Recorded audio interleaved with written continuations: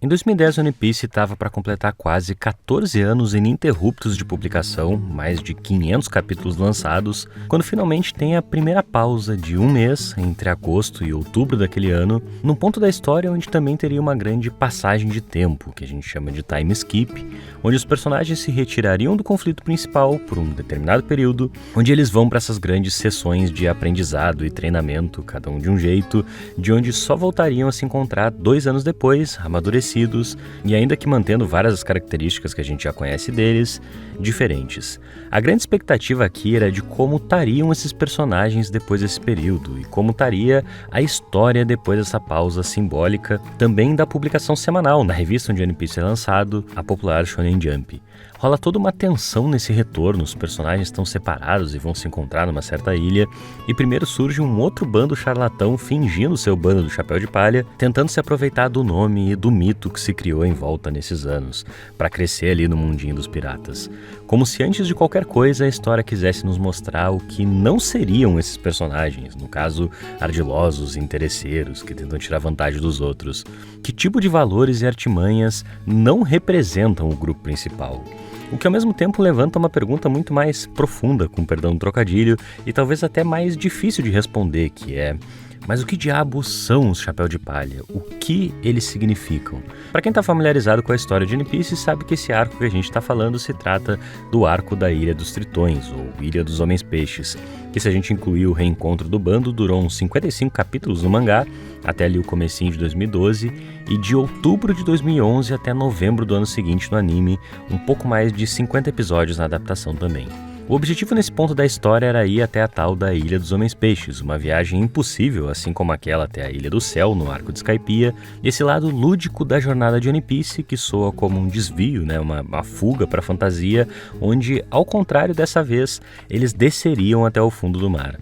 E aqui já tem um aspecto interessante desse arco, porque o lance todo de um mergulho no mundo desconhecido do fundo do oceano é um artifício que funciona tanto para a gente investigar esse universo de imaginação da história, de que tipo de criatura pode existir lá embaixo, onde a gente conhece tão pouco sobre, assim como esse mergulho investiga também o subconsciente desses personagens, isola eles nesse mundo das sombras onde eles precisam lidar com eles mesmos, seus próprios limites. Quando o bando finalmente mergulha com o navio revestido para de alguma maneira conseguir navegar debaixo d'água, a sensação é de como se a gente estivesse deixando para trás o mundo real.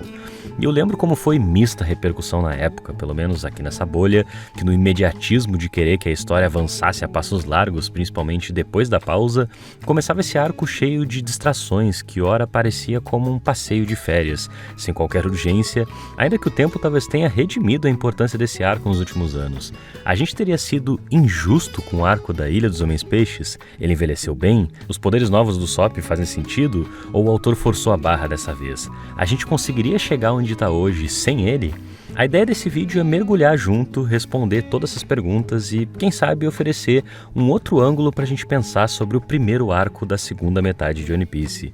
Mas antes da gente continuar com o papo, o Otávio tem um recadinho rápido, mas quente para vocês que curtem o canal. Pra quem como a gente é apaixonado por cinema, animação e já sonhou em trabalhar na área, tá rolando uma promoção maluca na EBAC durante esse mês. A EBAC, a Escola Britânica de Artes Criativas e Tecnologia, é uma instituição de ensino com mais de 150 cursos, uma plataforma própria de ensino, muitos deles na área de audiovisual, além de 2 pós-graduações reconhecidas pelo MEC. Pegando qualquer curso na aba de profissões no site agora, dá pra levar outro de graça. Sim, 2 cursos pelo preço de um. E tem muita opção boa pra poder ingressar numa profissão nova. Tem curso de roteiro, arte 3D para filmes e jogos, design de som, direção, muita opção boa para poder estudar no teu tempo, como e onde quiser, através de uma plataforma super confortável e interativa. Com curso de roteiro, por exemplo, uma das áreas mais dinâmicas no mercado de audiovisual, dá para dominar as ferramentas para construir a espinha dorsal de qualquer história e usar as características e limitações de cada gênero ou formato para criar e explorar um universo. Tudo sempre com acompanhamento individual de tutores que já atuam no mercado, vão te dar um direcionamento ao longo de todo o curso e te ajudar a construir um portfólio para o mercado e a ingressar na área mesmo não tendo experiência. E lembrando que quem acompanha o canal consegue desconto acumulativo usando esse cupom que está aí na tela. São R$200 de desconto a mais em qualquer curso que tu escolher. Então não perde tempo, cola na descrição ou no comentário fixado e aproveita para fazer um investimento na tua formação. Como eu vinha falando, tem toda uma ansiedade envolvendo esse mergulho, vai ficando cada vez mais escuro, e esse trecho no mangá é onde o autor define de vez as sombras mais acentuadas que vão marcar o desenho dele no Novo Mundo.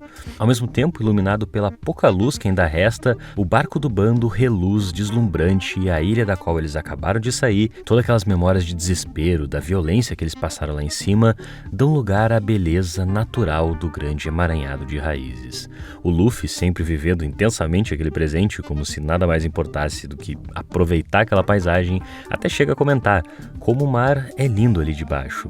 E para nós resta presenciar junto, perceber também a imensidão infinita do fundo do mar. Porque o mar é esse lugar de uma série de ficções, onde o autor vai colocar muito dos estudos e descrições dele, da geografia, da arqueologia, do funcionamento desses imensos espaços indomáveis de rochas, vulcões, de abismos, assim como vai trazer uma série de referências de elementos fantásticos, de sonho e horror, monstros, maldições, espíritos da morte, um vislumbre do que seriam as entidades ancestrais do mundo de One Piece.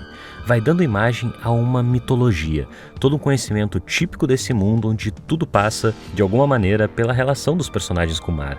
Vale lembrar que o mangá é esse universo fabulesco, onde com imaginação suficiente é possível criar praticamente qualquer coisa, mas aqueles que são usuários desses poderes, os que comem a fruta do demônio, a Akuma no Mi, também perdem a capacidade de nadar. Então o mar define, mas também rejeita esses personagens. Então, ao mesmo tempo que esse arco vai ter umas passagens muito boas com personagens como o Brook e a Robin, ele o cara das lendas, da tradição oral, da contação de histórias, ela das enciclopédias, atenta a essas histórias na medida em que revelam algo concreto sobre aquele mundo. Por outro lado, o arco também propõe situações para os personagens lutadores do bando, que também precisam se adaptar. A força deles, para muitas dessas situações, é insignificante ali embaixo. Não vai dar para resolver tudo só cortando alguma coisa. O que vai nos levar a toda a questão política e social dos tritões mais para frente, onde, dada a situação, se o bando fizesse o que sempre fazia quando chegava numa ilha, basicamente chegasse lá e descesse a porrada, para os homens-peixes eles iam parecer só mais um grupo de humanos violentos. Vai ter toda uma discussão sobre o domínio da razão do homem sobre a natureza, assim como sobre a exploração do homem pelo homem. Vai discutir as maneiras com que essa dominação se expressa, de um lado o mercado de humanos e criaturas da qual a marinha faz vista grossa, do outro lado esse respeito ou instinto, uma intimidação que alguns personagens de One Piece exercem sobre os animais através do haki. Vale lembrar que o treinamento do Luffy nesses 2 anos, em algum ponto, consistiu basicamente em jogar ele no meio da floresta para aprender com os bichos. E dentre todas as mudanças no bando, de longe a mais polêmica diz respeito ao personagem do Usopp, que eu sempre vejo gente comentando que não sente que foi uma progressão natural do que ele sabia fazer na primeira metade, como se esses novos poderes dele fossem muito viajados e tal.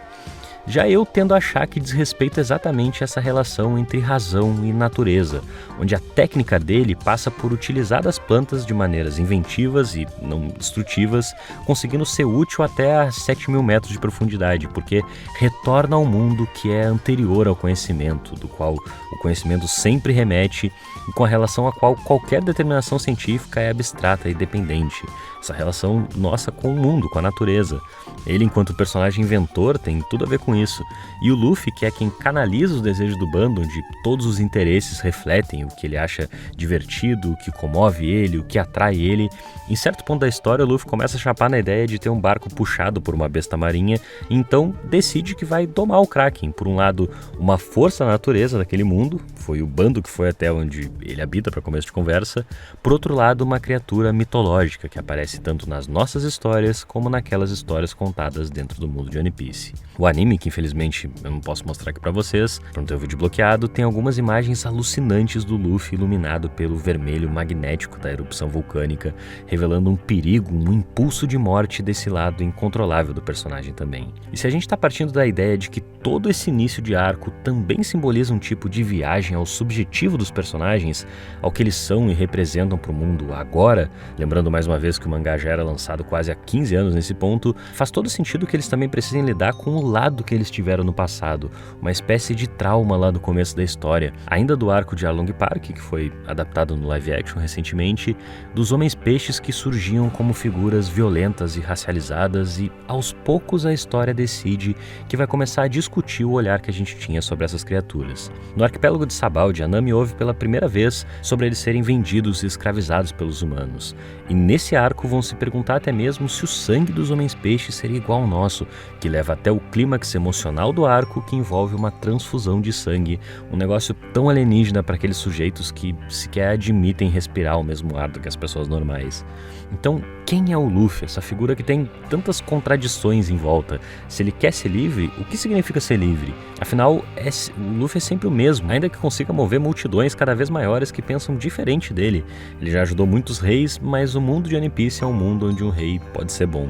Foi o bando do Chapéu de Palha que acabou com os piratas do Arlong, que aqui a gente descobre que faziam parte de um outro bando do grande herói Fisher Tiger, que libertava escravos e foi assassinado pela marinha. Então, peraí, o Luffy foi quem bateu no Arlong, mas ele também deu um soco na cara de um dos dragões celestiais, um grande tabu nesse mundo, já que eles são os grandes representantes dessa sociedade ilógica e irracional dos humanos, que despreza, odeia e sente nojo dos homens-peixes, ao mesmo tempo que vendem eles por quantias altíssimas de dinheiro por baixo dos panos, e são esses caras que a marinha protege. Ainda por cima o Luffy fez isso para salvar o Hachi, que era o do bando do Arlong, então eles são inimigos ou não? E aí entram várias outras questões, porque o que para os humanos parece mágica, para os tritões pode ser tecnologia. A estrela do mar, que parecia um mascote, um bicho de pelúcia lá em cima, aqui pode ser um famoso designer. E a grande era dos piratas, que em uma das versões que a gente tinha da história, representava uma época de liberdade, de rebeldia, dos sonhadores, dos aventureiros, os homens-peixes vão descrever como o período em que eles mais sofreram violência dos humanos, onde até o Barba Branca começar a proteger aquele território, era uma terra sem lei. Para eles foi um pesadelo. Só que a maneira de One Piece tratar esses temas de racismo, de desigualdade, de preconceito é sempre a partir do absurdo. Então imagine essa cena. A rainha da Ilha dos Homens-Peixes vê um outro tritão roubando na cidade. Ela começa a encher ele de tapa e pergunta o que os filhos dele pensariam se vissem ele roubando. Só que aí a rainha começa a chorar e se desculpar por não saber pelo que ele passava, que ele andava endividado e tinha perdido o emprego, que os filhos dele estavam passando fome, todo um lado da história que ela ignorava ainda que fosse a rainha e vivesse na mesma ilha que ele. E aí ela volta a bater nele porque roubar é errado mesmo assim, e aí ela volta a chorar porque sabe que também deveria ter assumido a responsabilidade. O resto das pessoas em volta comentam como a rainha é fora do comum, sobre como a compaixão dela não tem limites, dizem que é difícil de acreditar que tem uma família real que deixa o palácio para passear pelo reino, que chora e estapeia o cidadão por causa do que eles estão passando. Eu acho que devo pegar energia. Óbvio que essa é uma situação exagerada, ninguém realmente acha que vai resolver o problema da fome chorando e batendo na cara da pessoa, mas a rainha lida com isso como lida com uma criança que não limpa o nariz, como se a história pontuasse pra gente o nível de ingenuidade com que a questão está sendo discutida a essa altura. O efeito é cômico, mas parece aos poucos aproximar a gente dessas contradições, revelar elas pra nós, como desses reis de One Piece que amam seu povo ainda que ele passe por uma série de injustiças. São perguntas que, depois de feitas uma vez, é como se fosse impossível de voltar atrás, do tipo, como que nesse mundo escravizar tá tudo bem, mas libertar os escravos é um crime? Daqui em diante, o único caminho é cavar cada vez mais fundo. Muitas vezes esse teatro social de One Piece tem estruturas muito simples, um ministro de esquerda, um ministro de direita, mas à medida que a história vai avançando, vai crescendo também esse desejo dela de investigar o mundo, as nossas relações através desses personagens, como o Jinbe, que acreditava tanto no que dizia a rainha, quanto no que dizia o libertador de escravos Fisher Tiger, em um momento vai se perguntar, o que diabos eu deveria fazer com esse ódio? São dessas grandes ideias se chocando que surgem algumas imagens alucinantes, como da luta do Luffy com Rod, o vilão desse arco, figura animalesca porque deformada pelo consumo de drogas anabolizantes e também pelo ambiente, imagens de ódio pelos humanos que ele cresceu tendo contato desde muito novo, como um tipo de rito de passagem para o Luffy que obriga ele a encarar essas dimensões naturais e sociais, como se entender sobre essa outra espécie fictícia fosse entender um pouco sobre si mesmo e o próprio lugar no mundo. Quando perguntam o que teria visto o herói Fisher Tiger para esse acabar se voltando contra Mary Joyce, a terra sagrada dos nobres e donos do mundo, ele responde que viu humanos, como na prática dos Piratas do Sol, que com o intuito de tornarem impossível de reconhecer aqueles que foram ou não foram escravos, marcavam com o sol tanto quem tinha a marca do escravo quanto quem não tinha. Que tipo de história carrega essas imagens e que parte dela a gente não sabe ainda. É essa gigantesca história do mundo perdida que vem ao encontro do bando como a arca que despenca sobre eles, tanto quanto eles próprios se atiram nas profundezas. O caso da Nami, que tinha sido vítima de alguns homens-peixes desde antes da gente conhecer ela, se agora os tritões não são só uma espécie selvagem e violenta, significa que a gente também é capaz de ver ela como mais do que uma vítima, alguém que sofreu na mão de alguns monstros. De repente todos, tanto o bando quanto os homens-peixes, se tornam sujeitos dessa história em disputa que continua sendo escrita pela luta no presente, que afinal ainda é a mesma luta do passado. E assim como as famílias dos tritões e sereias podem ser muito diferentes entre si, já que não necessariamente pais e irmãos nascem com as características parecidas, e por isso eles têm dificuldade de entender o preconceito dos humanos, vai ser dito mais pra frente que o Luffy também não discrimina pela aparência. O Jinbe, que aparece primeiro como uma sombra, descrito como um Shichibukai enorme e poderoso, a comparação que a gente tinha para fazer era com o Arlong, afinal, pro Luffy ele é um mentor justo, sábio, passional, que aguardava por ele no fundo do mar. A simplicidade na relação dos dois parece ir na contramão de toda aquela violência. O Jinbe até vai dizer, a amizade dos dois é fácil de entender, mas tritões e humanos nunca puderam ter isso. É o tipo de coisa que a gente revisita anos depois, sem essa fixação com linearidade, com planejamento, começo, meio e fim, entendendo que essa história acontece no presente, por isso se transforma o tempo inteiro, que fica parecendo a coisa mais linda do universo. O arco da Ilha dos Homens-Peixes dá mais um passo para responder essa, que é a pergunta essencial de One Piece, desde o barril de madeira no começo da história. Não só o que é o One Piece, mas quem é o Luffy, ou melhor, como ele reagiria se precisasse lidar com isso ou aquilo. A soma desses vários encontros que ele teve pelo caminho, resultado sempre em disputa pela história e pelos sujeitos que escrevem ela. Como ele vai falar, decidam vocês de que lado a gente tá. A mensagem é meio que essa, mas se tem uma pergunta que a gente pode dizer que o arco responde, ainda que tão simples, de maneira tão carregada com essas imagens incríveis, é que piratas ou homens-peixes, quando machucam ou são machucados, nosso sangue é sempre vermelho, da mesma cor. Meu nome é Henrique e esse vídeo que vocês acabaram de assistir foi baseado num texto que eu publiquei em 2023 para os apoiadores do canal, chamado A Viagem até o Fundo do Oceano em One Piece, em que eu achei que estava numa boa hora para resgatar. É uma prática que a gente tem até hoje, inclusive. No momento tem não só mas 5 vídeos exclusivos disponíveis para os nossos apoiadores, os responsáveis diretos por manter esse canal firme e forte até hoje. Então cogita dar uma passada lá em apoia.c/quadro-em-branco, a menor faixa de contribuição já garante acesso a todo esse conteúdo adicional e permite que a gente não tenha que forçar a barra por aqui para conseguir visualização, garantindo essa liberdade que é importantíssima para a gente escrever sobre o que acha importante no tempo necessário para isso. Semana que vem tem vídeo novo, bora compartilhar esse aqui se vocês curtiram o texto, encontro vocês daqui uns dias, ou lá na campanha também, tem grupo fechado que a gente troca ideia com os apoiadores e tal. É isso e até!